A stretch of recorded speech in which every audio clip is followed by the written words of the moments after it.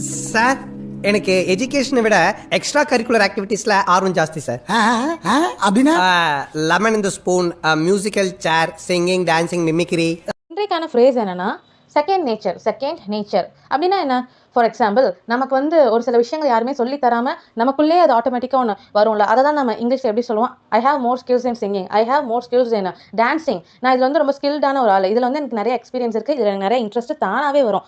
இந்த மாதிரி ஒரு விஷயம் யாருமே சொல்லி தராமல் உங்களுக்குள்ளே இருந்து தானாகவே அதுக்கான ஒரு ஆர்வமோ அதை நீங்கள் சூப்பராக செஞ்சீங்கன்னா அதை தான் செகண்ட் நேச்சர் அப்படின்னு சொல்லணும். ஓகேவா? For example, singing is my second nature, dancing is my second nature, or else speaking is my second nature. இந்த மாதிரி விஷயங்களை தான் செகண்ட் நேச்சர் அப்படின்னு சொல்லணும். இந்த ஃப்ரேஸ் உங்களுக்கு யூஸ்ஃபுல்லாக இருந்துச்சுன்னா மறக்காம வீடியோ லைக் பண்ணிட்டு அண்ட் தென் சேனலை சப்ஸ்கிரைப் பண்ணி வச்சுக்கோங்க. ஸோ தட் நான் போடுற வீடியோஸ்லாம் உங்களுக்கு உடனே வந்து சேரும். தேங்க்யூ சார் எனக்கு எஜுகேஷனை விட எக்ஸ்ட்ரா கரிக்குலர் ஆக்டிவிட்டீஸ்ல ஆர்வம் ஜாஸ்தி சார்.